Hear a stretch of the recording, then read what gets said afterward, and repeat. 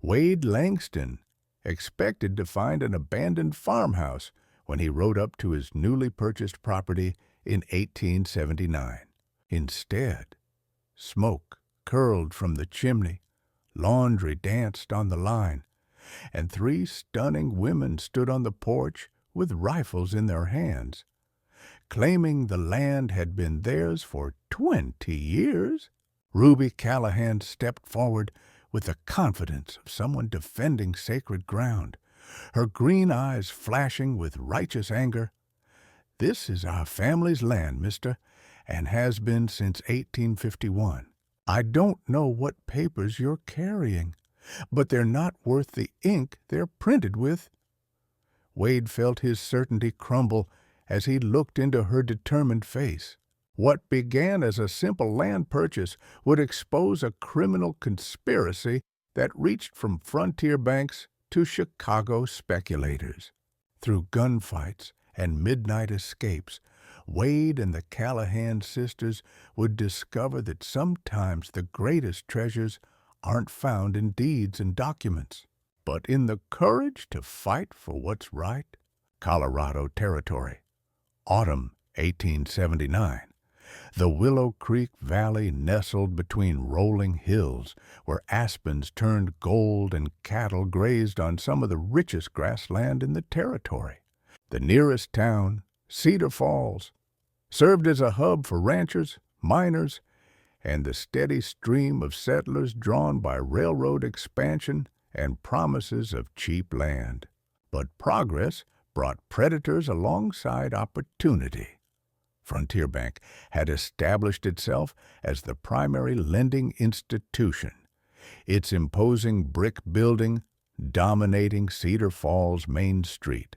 Bank manager Harrison wielded influence that extended far beyond financial matters, his connections reaching into territorial politics and law enforcement for families like the Callahans, who'd built their lives through honest labor and legal homesteading. The bank represented a threat disguised as civilization men in suits who could steal with papers what outlaws took with guns. Wade had arrived in Colorado Territory with dreams of ranching and enough money saved from years of working railroad construction to buy good land and build something lasting. At 32, he'd seen enough of the country to know opportunity when he found it, but also enough of men to recognize dishonesty when it stared him in the face. His father's early death had taught him the value of hard work. His mother's struggle to keep their Missouri farm had shown him how quickly circumstances could change for honest people facing a corrupt systems. The Callahan sisters had inherited more than just land.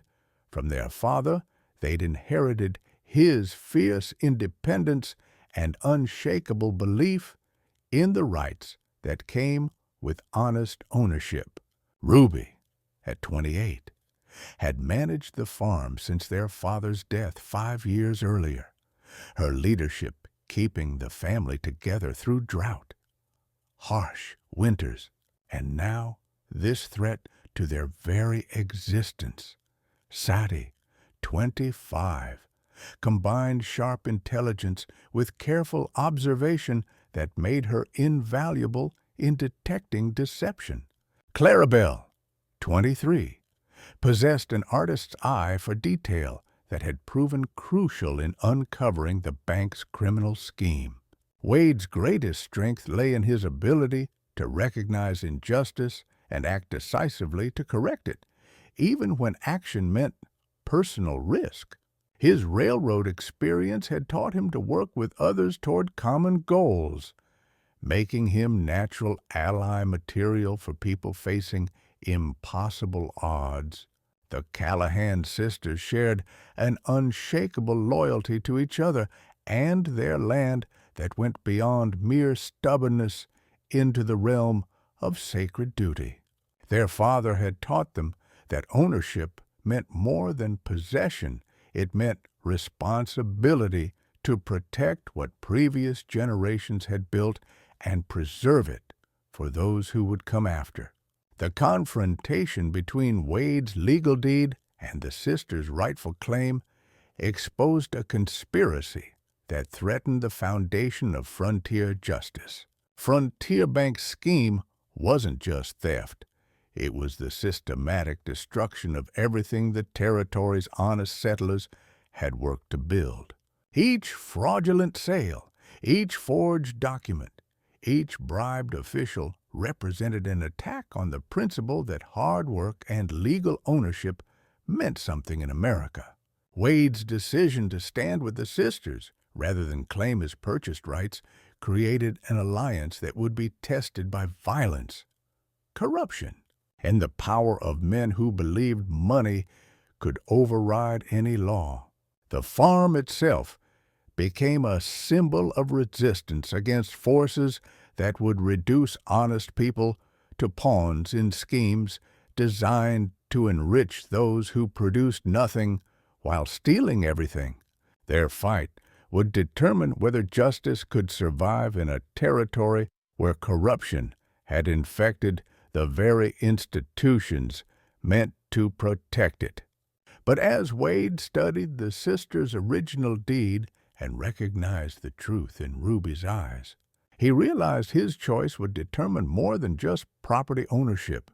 It would decide whether honest people could still find justice in a world increasingly ruled by greed. Wade's examination of the Callahan deed revealed craftsmanship and age that his own papers lacked the careful penmanship of territorial clerks. The authentic wear of documents handled with respect, and most importantly, the unmistakable confidence of people who'd never doubted their rights. As Ruby spread the papers on the kitchen table, pointing out official seals and signatures that predated his deed by nearly a quarter-century, Wade felt his anger shifting from the sisters to Frontier Bank. "I paid $3,000 for this land," he said quietly, his voice carrying the weight of dreams deferred and trust betrayed. "But looking at your papers and seeing what you've built here, I can see who the real owners are." Ruby's response surprised him with its immediate generosity. "We're not asking you to lose your money, Mr. Langston. We're asking you to help us find out why someone would sell you our home."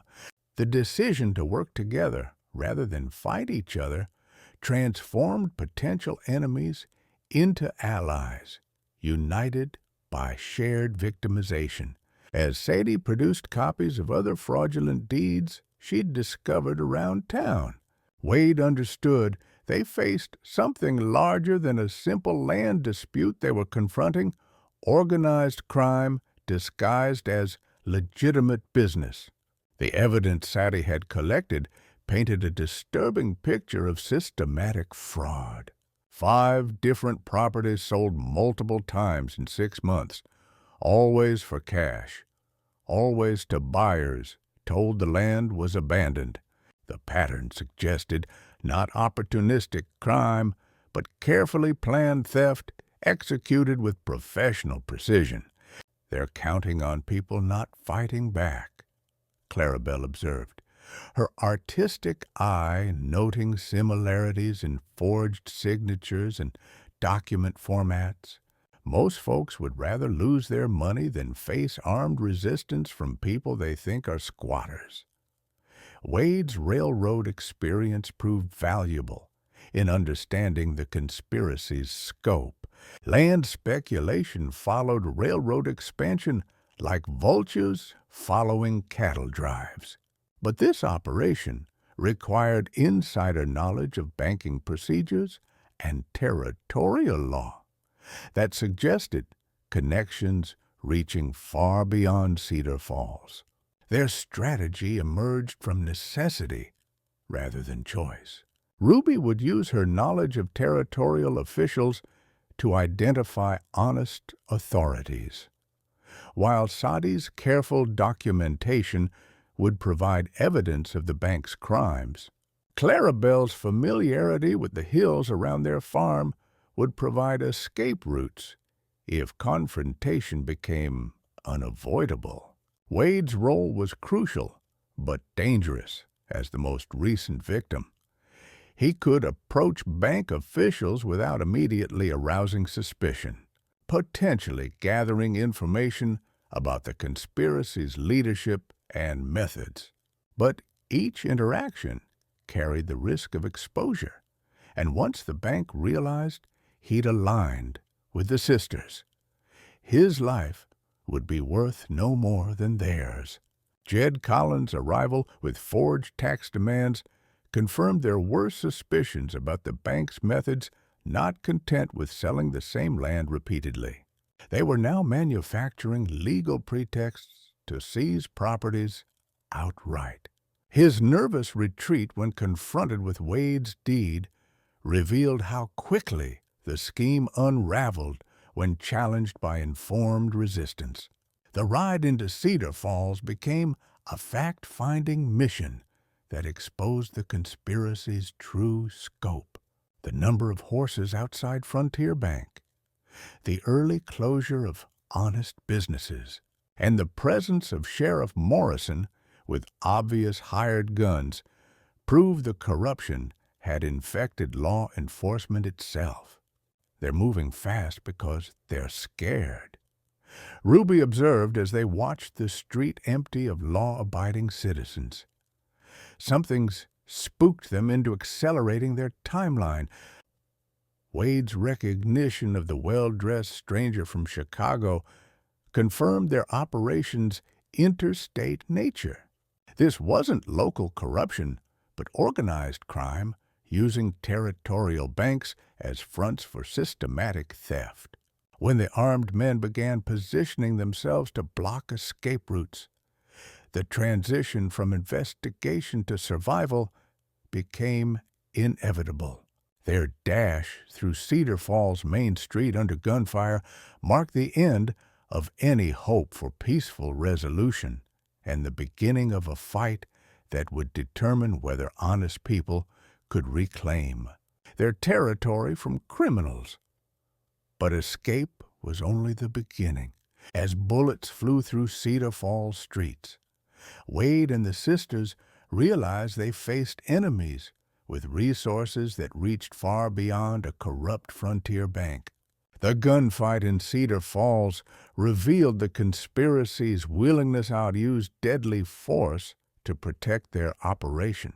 Ruby's precise shooting during their escape demonstrated Frontier women's capabilities while forcing Wade to confront the reality that their enemies would kill to maintain their scheme.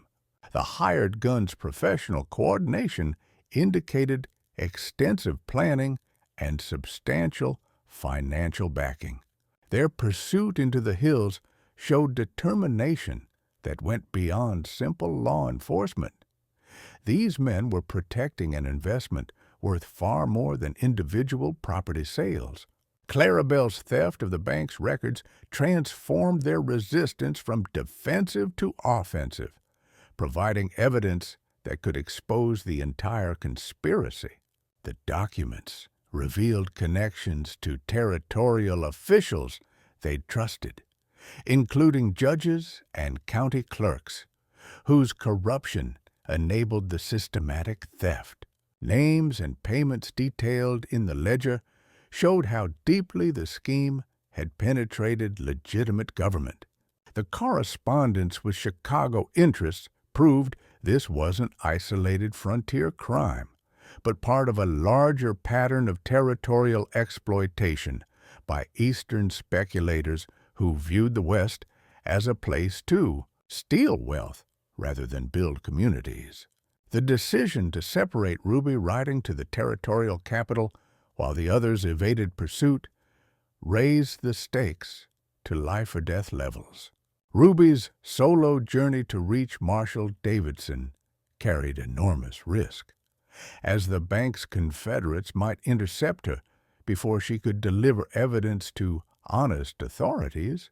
Meanwhile, Wade's return to confront the criminals directly required facing armed men who'd already demonstrated their willingness to kill. The timing was crucial if Ruby failed to reach help before Wade's confrontation. He would face impossible odds against enemies who controlled local law enforcement. The bank's acceleration of their criminal timeline created pressure that extended beyond the immediate participants to threaten the entire territorial justice system. Other legitimate landowners who discovered similar fraudulent sales were being silenced through intimidation or violence, creating an atmosphere of fear that prevented community resistance. Federal territorial authorities, initially unaware of the scope of corruption, were being misled by false reports from compromised local officials. The bank's version of events portraying Wade and the sisters as dangerous criminals resisting legitimate law enforcement carried weight with officials too distant to investigate personally.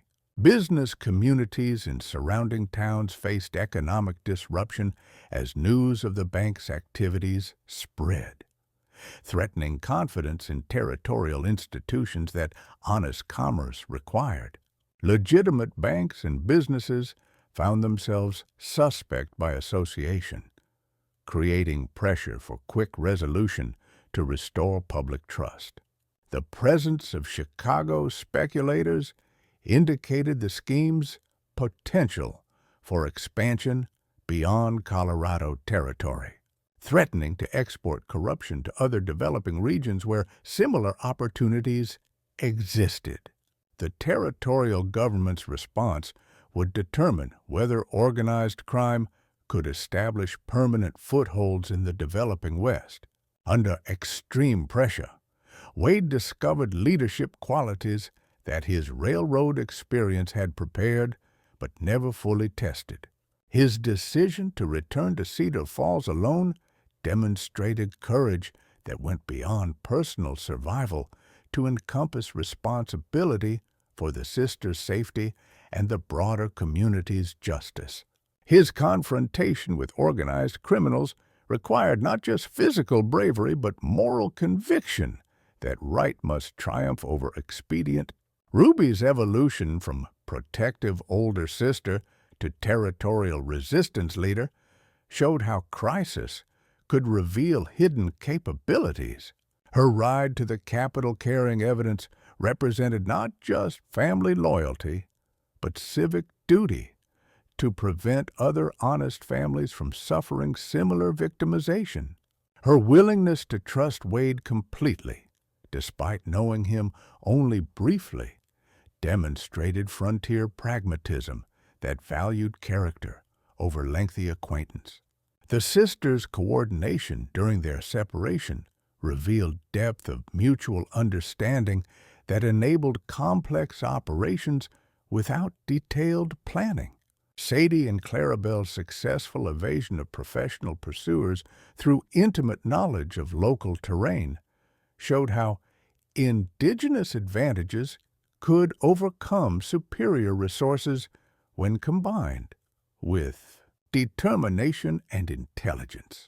Intelligence gathered from the stolen documents revealed the conspiracy's tentacles reaching into territorial politics at levels that threatened to make legal resolution impossible. Payments to territorial judges suggested that even honest prosecution might face corrupt interference from sources beyond local control.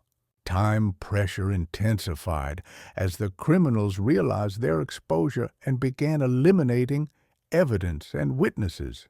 Reports reached the fugitives of other families being forcibly relocated or worse, indicating the bank's willingness to escalate violence to protect their operation. Most ominously, the document suggested this Colorado scheme was merely one component of a larger pattern of territorial exploitation. Success here would enable expansion to other developing regions, while failure might prompt the criminals to eliminate all witnesses rather than risk exposure of their broader operations. The approaching winter weather created additional urgency, as mountain travel would become impossible within weeks if resolution wasn't achieved before snow closed the high passes. The criminals would have months to consolidate their position and eliminate opposition without fear of outside intervention. Wade's solo confrontation with the bank represented a desperate gamble against overwhelming odds. With success dependent on precise timing of Ruby's arrival with federal help, as Wade walked into Frontier Bank to face armed criminals with only righteous anger and documentary evidence as weapons, everyone's survival depended on whether justice could arrive before bullets ended their fight for truth. Wade's entry into Frontier Bank felt like walking into a carefully prepared trap. The building that had represented financial stability for Cedar Falls' honest citizens had been transformed into a fortress controlled by criminals who turned territorial law into their personal weapon.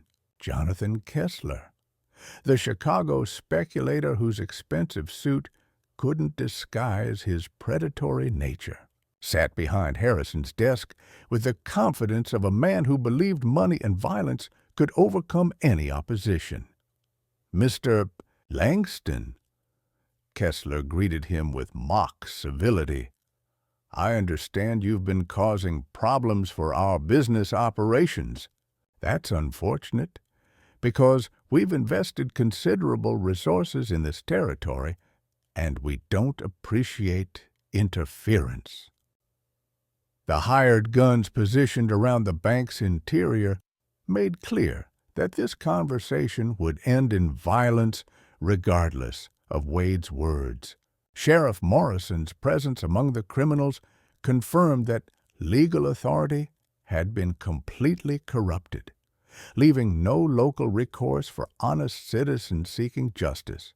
"Your business operations are theft disguised as banking," Wade replied, his hand resting carefully near his gun, "and theft backed by murder is still just crime, no matter what papers you forge to justify it." Kessler's laugh was coldly amused. "Papers, Mr. Langston. We own the men who create papers. We own the courts that enforce them. We own the law that protects us. What exactly do you think you can accomplish against that kind of power?"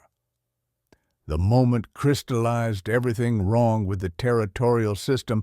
Criminals had purchased legitimacy, while honest people faced the choice between submission and death. As Kessler's men began moving to surround him, Wade faced the stark reality that his evidence meant nothing without honest authorities to receive it. The stolen documents that proved the conspiracy's crimes would die with him if Ruby hadn't reached Marshall Davidson in time. His choice was simple, but terrible: surrender to certain death or fight against impossible odds while hoping federal help would arrive before the bullets stopped flying. "You made one mistake, Kessler," Wade said quietly, his voice carrying conviction that surprised even himself. "You assumed everyone in this territory could be bought or scared, but some people still believe that right matters more than profit." Kessler's response revealed the arrogance that would ultimately destroy him. "Belief doesn't stop bullets, Mr. Langston, and we have more bullets than you have beliefs." But Wade had learned something during his time with the Callahan sisters. That Kessler couldn't understand courage became contagious when people fought for something larger than themselves. The evidence hidden in Clarabelle's careful hands represented more than just proof of crime. It symbolized the possibility that ordinary people could resist extraordinary corruption if they refused to surrender their principles. Maybe not, Wade agreed, his hand moving toward his gun with deliberate slowness.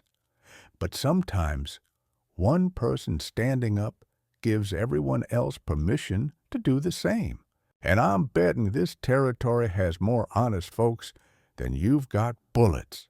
The standoff that followed would determine whether the frontier's promise of opportunity for honest work could survive organized crime's attempt to turn the West into a personal fiefdom for Eastern speculators who produced nothing while stealing everything. The bank's doors burst open just as Kessler's men reached for their weapons, admitting Marshal Davidson and a contingent of federal agents whose authority superseded any local corruption. Ruby's breathless arrival behind them proved that speed and determination could overcome even professional criminals' careful planning. Federal marshals, Davidson's voice cut through the tension like a blade. Drop your weapons and surrender immediately. The moment of truth revealed how quickly criminal confidence collapsed when faced with legitimate authority. Kessler's hired guns, accustomed to intimidating honest citizens, found themselves outgunned by federal agents whose badges carried real meaning. Sheriff Morrison's immediate surrender showed how shallow his commitment to crime became when faced with consequences he couldn't buy his way out of. "You're too late," Kessler snarled, even as his men laid down their weapons. "We've got judges, commissioners, half the territorial government in our pocket. You'll never make charges stick." Ruby's presentation of the stolen documents, correspondence, payment records, and forged deeds provided evidence so comprehensive that even corrupted officials couldn't ignore it. The conspiracy's own meticulous record-keeping had become the instrument of their destruction. But victory in the bank was only the beginning. As federal agents began untangling the web of corruption, Wade and the sisters faced the challenge of rebuilding trust in institutions that had betrayed everything they were meant to protect. The federal investigation that followed revealed corruption so extensive that it threatened territorial statehood itself. Marshal Davidson's team worked methodically through the evidence Clarabelle had preserved, uncovering a network of bribed officials that reached from local courthouses to territorial capital offices. The scope of criminality required careful documentation to ensure prosecutions would withstand scrutiny from honest courts.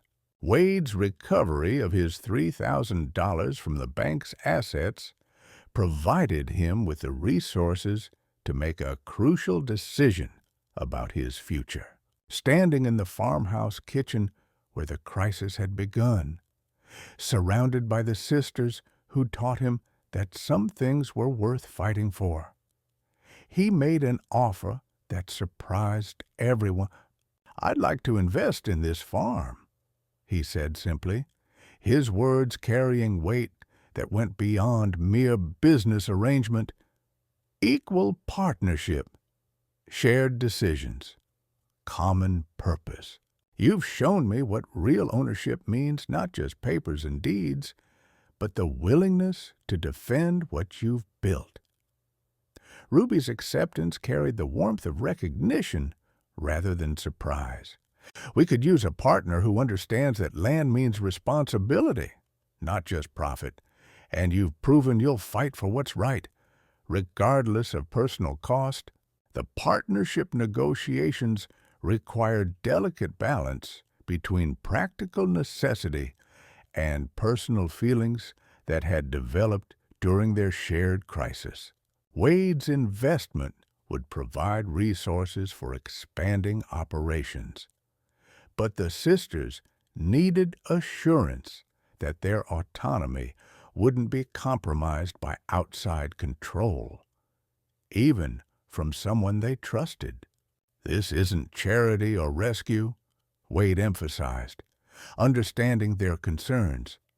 I need partners who know this land and this life better than I ever will. You need capital and additional labor to maximize what you've built.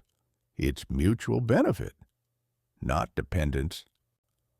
Ruby's leadership in accepting the arrangement demonstrated her recognition that pride could become obstacle to progress if it prevented beneficial alliances. Our father taught us that good neighbors make everyone stronger. I think he'd approve of a neighbor willing to fight alongside us rather than trying to take over from us. The legal formalization of their partnership required careful attention to ensure all parties retained both autonomy and security.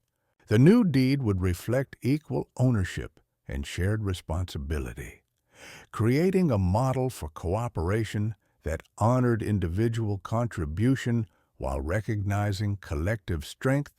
The trials that followed provided public vindication for the principles Wade and the sisters had defended.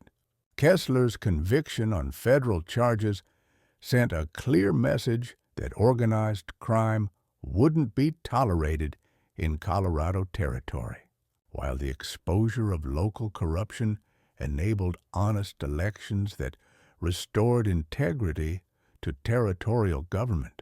Sheriff Morrison's replacement by an honest lawman marked the beginning of Cedar Falls' transformation from a town controlled by criminals to a community governed by elected representatives who answered to citizens rather than special interests.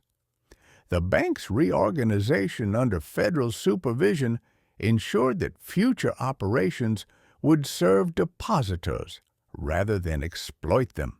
Most importantly, the precedent established by successful resistance encouraged other communities facing similar threats to organize their own defensive efforts rather than submit to intimidation. The partnership between Wade and the Callahan sisters became a model for other cooperative ventures throughout the territory. Their success demonstrated that combining different skills and resources could create prosperity that benefited everyone involved rather than enriching a few at others' expense. Their farm's expansion included programs that provided fair wage employment for displaced families affected by the bank's crimes, creating an economic foundation that supported community growth. The sisters' knowledge of sustainable farming practices, combined with Wade's understanding of regional markets, established operations that prospered without exploiting either land or labor. The educational initiatives they sponsored, teaching literacy, practical skills, and civic responsibility, helped ensure that future generations would be better equipped to recognize and resist corruption. Their emphasis on the connection between individual rights and community responsibility created citizens capable of self-governance. Most significantly, their story inspired other women throughout the territory to assert their rights to property ownership and business leadership, contributing to social evolution that would eventually support full political equality. The federal prosecution's success established legal precedents that strengthened property rights throughout the developing West. The Supreme Court's affirmation of the Callahan deed's validity over fraudulent bank sales confirmed that legitimate ownership couldn't be negated by criminal conspiracy, regardless of the resources backing illegal claims. Congressional investigation prompted by the Colorado case led to reforms in territorial banking regulation that prevented similar schemes in other developing regions. The requirement for federal oversight of frontier financial institutions ensured that legitimate banking served community development rather than criminal exploitation. The exposure of corruption in territorial government accelerated Colorado's path to statehood by demonstrating that honest administration was both possible and popular. The elections that followed brought to office representatives committed to transparent governance and equal justice under law. Perhaps most importantly, the case established the principle that federal authority could and would intervene to protect honest citizens against local corruption, providing recourse for communities facing similar threats. This assurance encouraged settlement and investment by people confident that their rights would be protected by legitimate law enforcement. The territorial legislature's passage of stronger property rights protections, inspired by the Callahan case, made fraudulent land sales more difficult and provided clearer legal remedies for victims of such crimes. Wade's integration into the Callahan family farm represented more than successful business partnership. It demonstrated the possibility of creating family through shared purpose rather than just blood relation. His relationship with Ruby developed naturally from mutual respect forged in crisis into deep affection, sustained by common values and compatible goals. Their wedding the following spring celebrated not just personal happiness, but community triumph over forces that had threatened everything honest people valued. The ceremony, held in the farmyard where they'd first confronted the bank's deception, symbolized the transformation of conflict into cooperation. Sadie's marriage to Marshall Davidson created additional bonds between federal law enforcement and local communities, ensuring continued cooperation in maintaining justice. Clarabelle's artistic documentation of their story preserved important history while inspiring others facing similar challenges. The children born to these unions grew up understanding that freedom required both individual courage and collective responsibility. That prosperity came through honest work rather than exploitation, and that justice was worth defending regardless of personal cost.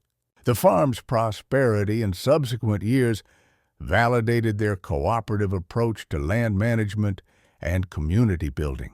Wade's contribution of capital and labor, combined with the sisters' knowledge and determination, created an operation that served as a model for sustainable agriculture throughout the territory. Their success attracted other honest settlers seeking communities where hard work was rewarded and justice was more than just a theory. The values they defended during the crisis became the foundation for lasting prosperity. But their greatest legacy would be the proof that ordinary people could triumph over extraordinary corruption when they chose courage over comfort and justice over convenience. Within months of the conspiracy's exposure, property values throughout Colorado Territory stabilized as confidence in legitimate ownership was restored. Honest banks opened branches to serve communities that had lost faith in financial institutions. While federal oversight prevented future fraud schemes from gaining footholds in territorial banking, the Langston Callahan Farm became a symbol of successful cooperation between established residents and newcomers, inspiring other partnerships that combined different skills and resources for mutual benefit. Their agricultural innovations increased productivity while maintaining soil health, creating a model for sustainable farming that spread throughout the region. The trial's publicity attracted honest investors who recognized Colorado's potential when freed from criminal control. Railroad expansion accelerated as legitimate businesses replaced corrupt operations, creating genuine economic opportunity for working families. Most importantly, the precedent of successful resistance encouraged other communities to organize their own defenses against organized crime, creating a network of mutual support that made future conspiracies more difficult to establish. The Langston Callahan Farm remained a landmark of cooperative success for generations, its story inspiring countless partnerships between people who might otherwise have remained strangers. Their model of shared ownership and decision-making influenced territorial law, contributing to legal frameworks that protected both individual rights and collective enterprises. The educational programs they established produced leaders who carried their values of justice, cooperation, and community responsibility throughout the developing West. Their emphasis on teaching both practical skills and civic duty created citizens capable of maintaining democratic institutions against future threats. Ruby's leadership in territorial women's rights movements helped secure property ownership protections that prevented gender-based discrimination in land transactions. Her example inspired other women to assert their rights to equal participation in business and community leadership. The federal reforms prompted by their case became permanent features of territorial administration, ensuring that future development served community interests rather than criminal exploitation. The investigative techniques developed during the prosecution became standard procedures for identifying and preventing organized crime in frontier regions. Most significantly, their story demonstrated that the American promise of opportunity for honest work could survive challenges from those who sought to corrupt it for personal gain. Wade's evolution from displaced purchaser to committed community member demonstrated that true belonging came through shared sacrifice rather than financial transaction. His willingness to risk his investment to defend justice earned him acceptance that money alone could never purchase. The Callahan sisters' growth from defensive property owners to territorial leaders showed how crisis could reveal capabilities that peaceful times never tested.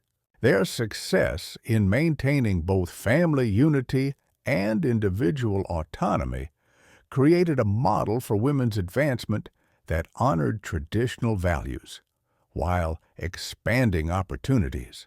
Together, they proved that cooperation based on mutual respect could accomplish what neither dominance nor submission ever achieved. True prosperity comes not from taking what others have built, but from creating value through honest work and fair cooperation. The greatest security lies not in hoarding resources, but in building communities where everyone's success contributes to the common good. Their legacy endures in every partnership that chooses justice over profit, cooperation over exploitation, and truth over convenience. The three sisters who defended their family farm and the displaced purchaser who chose to fight beside them rather than against them proved that ordinary people could triumph over extraordinary corruption when they refused to surrender their principles. Their farm became more than just property. It became proof that the American promise of opportunity for honest work could survive any challenge when good people chose to stand together. In a world where powerful interests sought to reduce frontier communities to sources of easy profit, They demonstrated that communities themselves could become sources of justice, prosperity, and hope.